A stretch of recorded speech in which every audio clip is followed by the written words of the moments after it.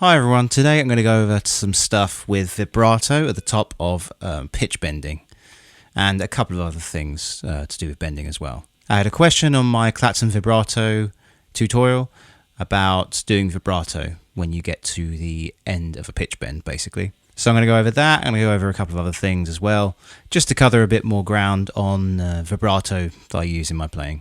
And I'm going to show you on the B string on the 12th fret.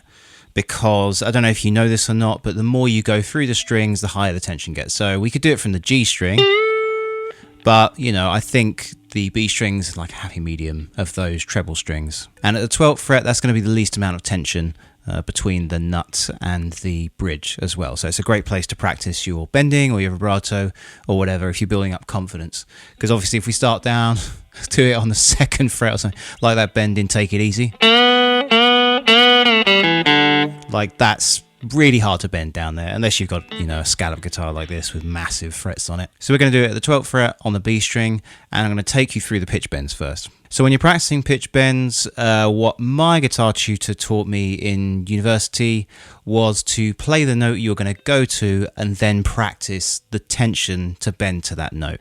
So for example, if we're on the B string on the 12th fret, you would play the C, which is right next to it, and then practice getting to that pitch. It's not too bad today, but... So now I know how to get to that C, I know what the tension is, and then do the same thing for the note above that, so you can do a full tone.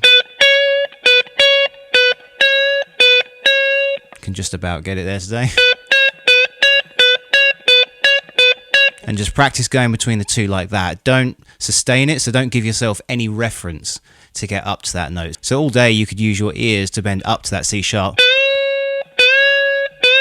But then when doing it without reference, you get used to the tension. It's really difficult, but you can build up confidence doing it that way. And you probably notice I'm using more than one finger to do that bend. I always do that. I use an extra finger sometimes just to really dig into the note. And then you can do the same for, you know, a tone and a half, a step and a half if you want. So you could go right up to the D,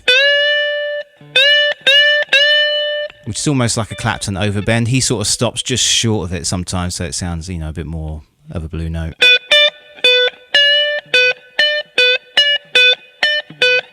And depending on the setup of your guitar, it might fret out a little bit when you get to that note because of the radius of the fretboard. It does a little bit on this because I think the radius is slightly rounder than some of my other guitars.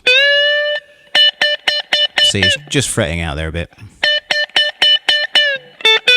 So the added bonus when you can bend to the pitches without any reference is you can do pre-bends, which is a big thing that Gilmour has in his playing, David Gilmour. And he sort of does this sometimes. It's really, really expressive way to use your bends.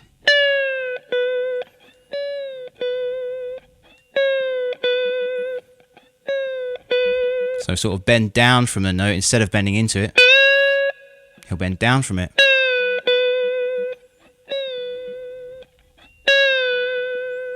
And then put vibrato on the end or whatever you want to do. So then the question I got asked was to do with vibrato when you've got to the top of a pitch bend.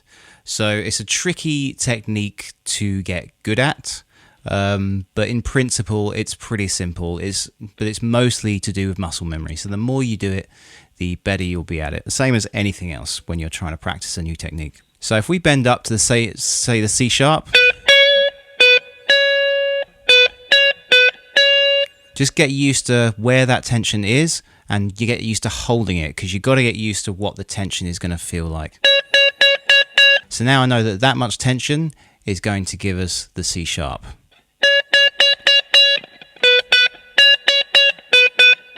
So now I know what the tension is, I can kind of relax and put that to the back of my mind a little bit because, you know, you're going to just try and remember that amount of tension because now we're going to add the vibrato. So when you're going to put vibrato on a pitch bend, you don't want to push it further than the note.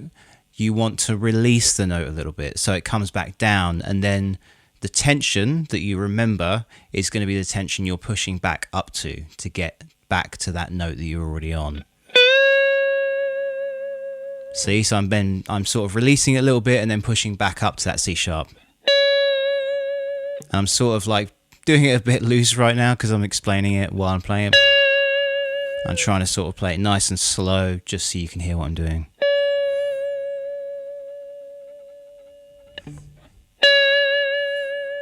And I find it a little bit easier to do a fast vibrato.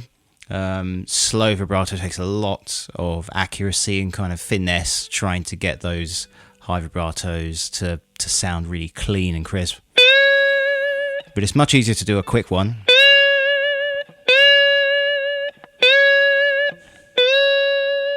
So I guess a tone is probably the most popular one, but you could do a semitone as well.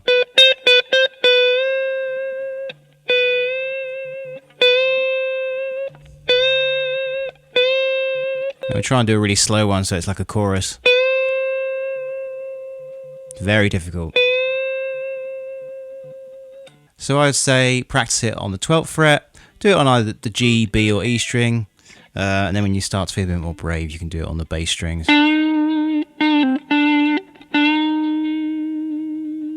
So I hope that helped. And if anybody else wants any tutorials on anything they've seen in my videos or anything like that, or just some random guitar thing, just let me know and I'll put something together.